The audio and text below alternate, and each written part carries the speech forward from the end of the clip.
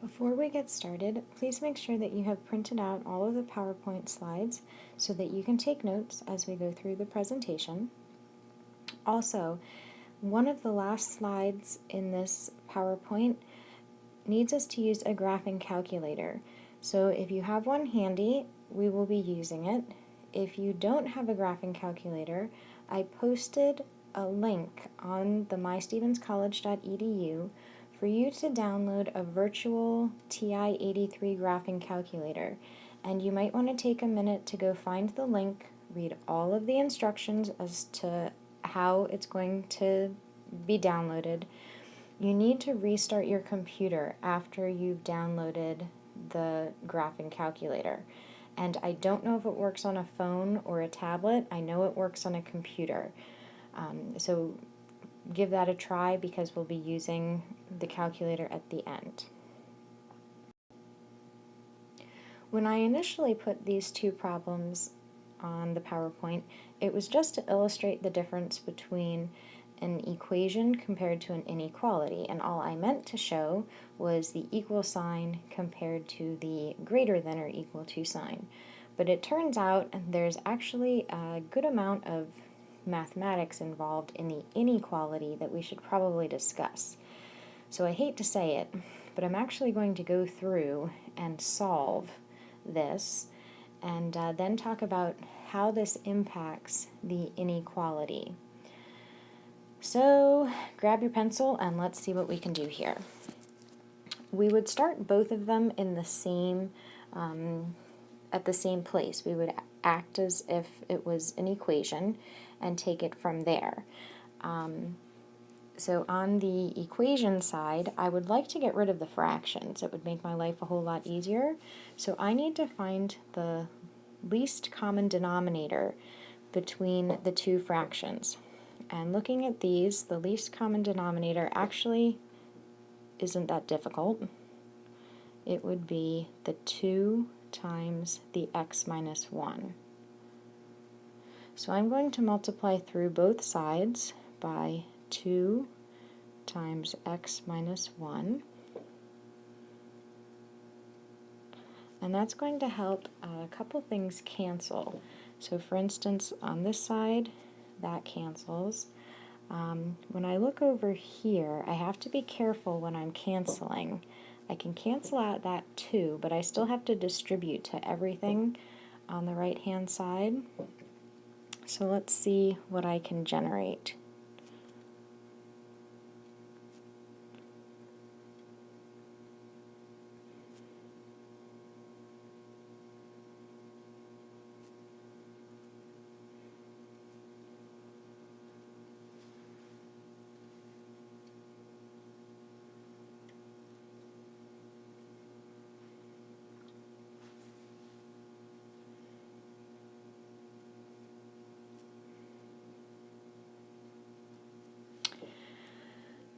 So if I try to clean things up a little bit here, I bring all my terms over to the left-hand side. Oops, sorry, that's not a 3, that's supposed to be a 2. Let's see if I can bring things over to the left-hand side properly. I'd get 2x cubed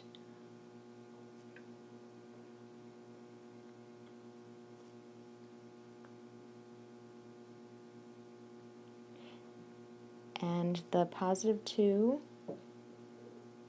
oops, and I had a little trouble multiplying over here. This is supposed to be a 2, not a 1, because the positive 2 on each side cancels out. And then if I look at what I have, I nicely have a common factor of x that I can pull out.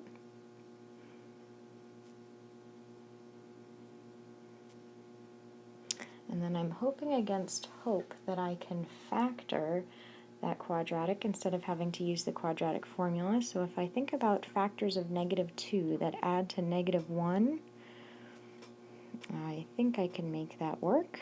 I'm going to need a 2x and an x, and I will need one positive and one negative, which means that when I solve for x here, I would get an x equals 0, an x equals -1/2, and an x equals 1. So now I'm going to go back and take a quick look at the solutions that I have and check and see if they work in my original equation. And if I check, what I'm really checking to see if any of those give me an undefined in the denominators that I have. X equals 0 is no problem. The -1/2 is no problem, but x equals 1 gives me a 0 on the left-hand side, so that is no longer a solution, which means my two solutions are 0 and -1/2. Okay. On the inequality, I do want to make this similar to solving an equation and taking it from there. But instead of getting it set up the way I had the first time around,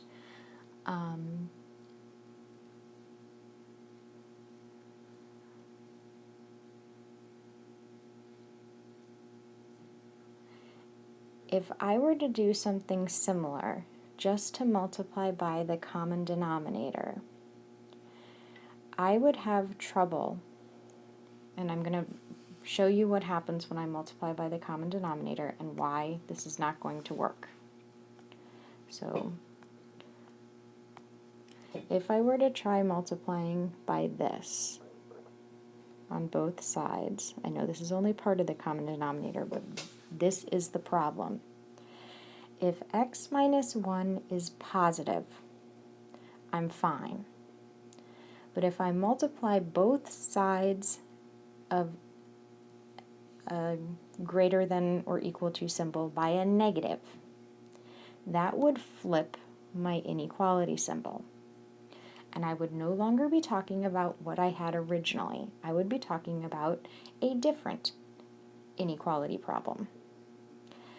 So I can't use the same method that I had in the equals equation. I need to try something different.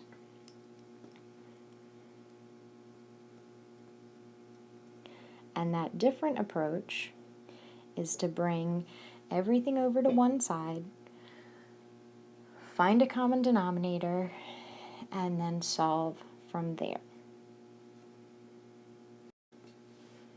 Now, I didn't really want to spend all that time solving the problem from before, the greater than or equal to example. And if you really want to see how it works out, you can check it out in your book on page 343.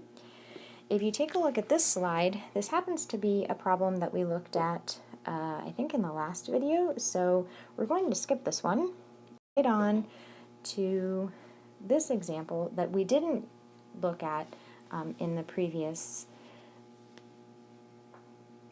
slideshow or video. So this one's talking about the number of students who've had the flu, and we have an equation here, and we're going to see if we can figure out what happens at n equals, or at n of 0. So it sounds like I need to plug in 0.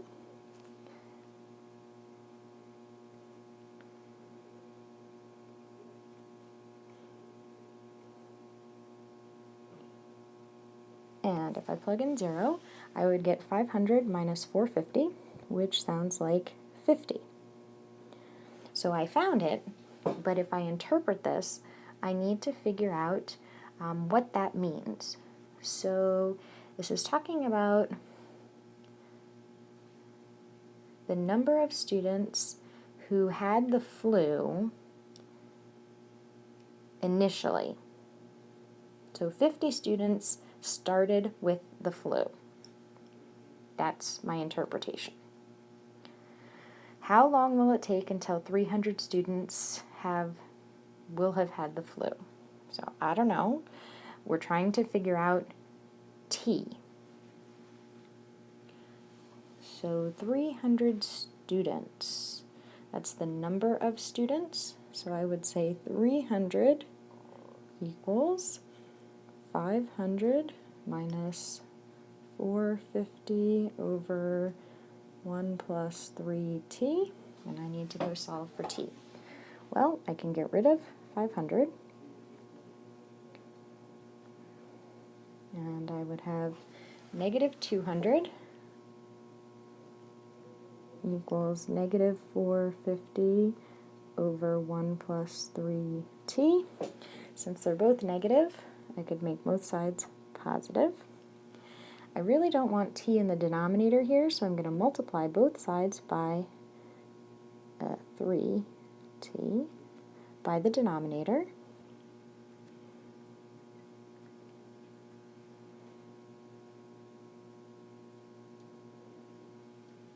And that'll cancel out over here. So if I distribute my 200, I would have, I'm going to bring it down a little ways so you can see my work. Bring it down here.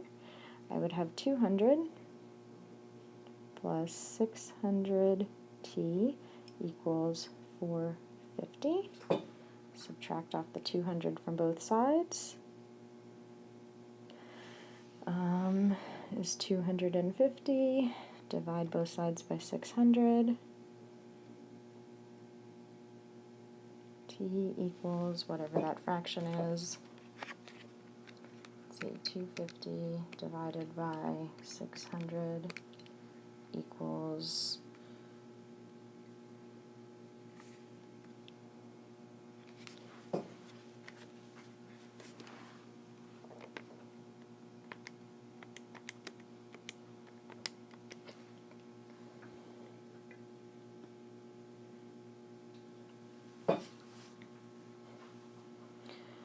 5/12 months.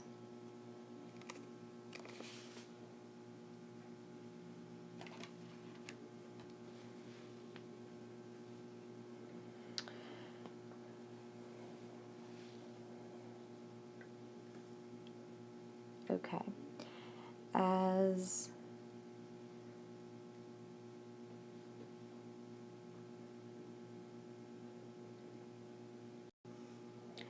in terms of the number of students that have the flu, it's going to rise pretty close to 500 fairly rapidly. That's our horizontal asymptote. It's never going to actually reach 500, but it's going to get close to 500, and it's going to stay there. Our time has to be greater than 0 because we can't have students with the flu before the semester starts. That's just not how it works. And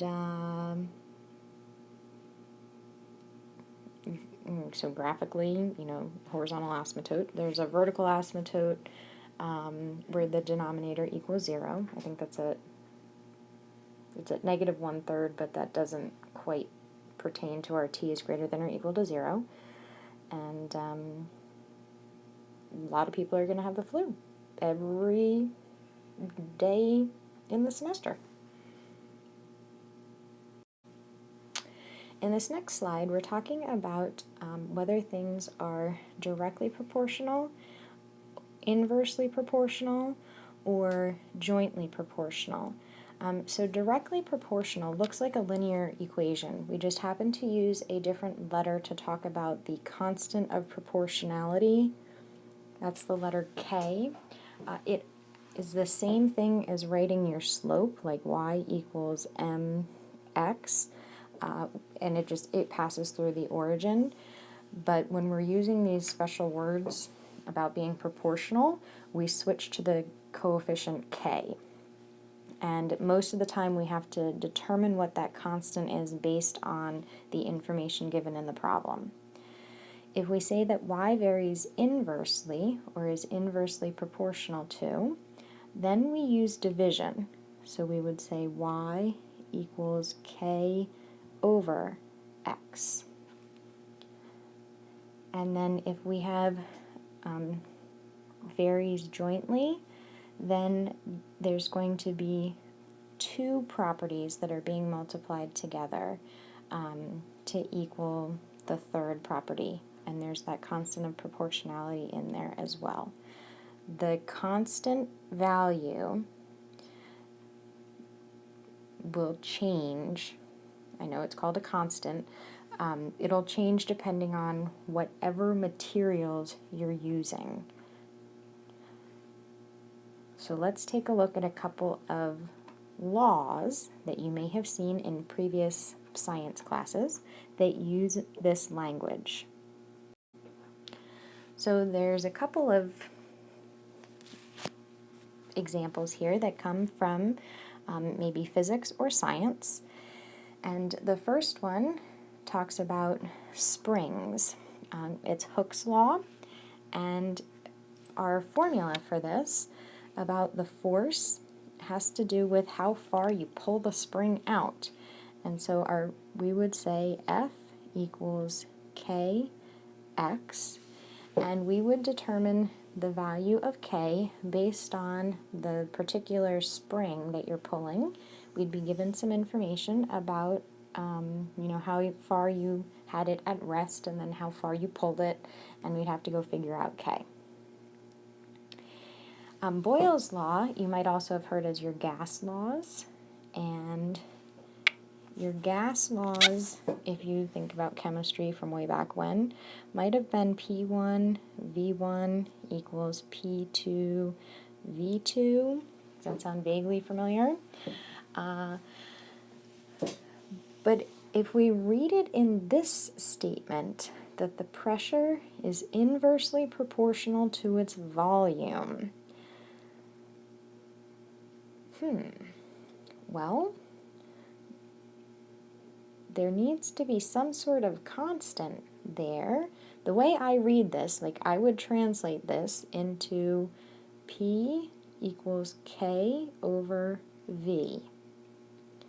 Now, if we try to relate that back to the gas laws that you were looking at, I could multiply both sides by V. So I would have PV equals K. So there's my P times V, and it has to remain the same. So that's why the pressure and volume in one spot, like in the container, has to be the same as the pressure and volume in the same container when you change one of those conditions, either the pressure or the volume. Another one you're going to run into a lot, possibly in your major, if you're in EET or the electrical major or the electromechanical, is Ohm's law. And we're saying that the current, why they picked I, don't ask me, is directly proportional to V, the voltage, but inversely proportional to the resistance. And as you work with Ohm's law, you can manipulate this formula if you need to solve for something else. You could multiply both sides by R to get V all by itself. They're going to try to tell you there's all these different equations for Ohm's law, but all you have to do is use a little algebra to get the variable you want all by itself. Now, here's the slide showing us Boyle's law. So our pressure and volume, and what we're trying to do is put this information into our graphing calculator, and it's going to be a real pain if you have to put this in using your computer, because you have to click each time and type it in using your keypad, as opposed to pushing buttons on your graphing calculator. So make sure you have your graphing calculator downloaded or pick it up in your hand. If you're using a calculator other than a TI, my instructions are not going to make much sense. But we need to, first things first, enter all this data. So when you turn your graphing calculator on, we want to go press the Stat button, which is over by the arrow keys, and we need to edit L1 and L2. L1 is going to be the v, that's why I'm saying it's the independent variable, that's like the x variable. P is going to be L2, kind of like the y value. And basically you need to enter every single one of those into L1 and L2 without making any mistakes. So first things first, I'm going to do that. You go enter it in on yours, and we'll meet back here in 27 minutes. After each value you enter, like 48, you have to press enter on your graphing calculator in your hand, and it'll move down to the next value. Don't go across to enter P. So once you have all of your data put into your graphing calculator, press second quit to get back to the main screen and out of that L1, L2 screen. Then we want to press Stat again and arrow over to Calc, because we are going to calculate one of the regression equations. And we are going to go find the power regression that's down quite a ways. So under the Calc menu, like it says 1 variable stats, 2 variable stats, and there's number 4 is the linear regression, but that's not what we're looking for. So we need to keep going down. There's a ln regression, that would be like using E for your natural log, and letter A is the power regression. So once letter A is highlighted, hit enter, and then it's going to think for a minute. We come up with a couple different examples here. It's written as ax raised to the power b. The question is to approximate the constant of proportionality. The constant is the letter sitting in front of the x. So A is approximately 1296. So the reason it's named with A and B is because the graphing calculator uses like A, B, C, D in the way that they have named their variables. According to us, the constant of proportionality is the letter K, and it would be approximately 1296.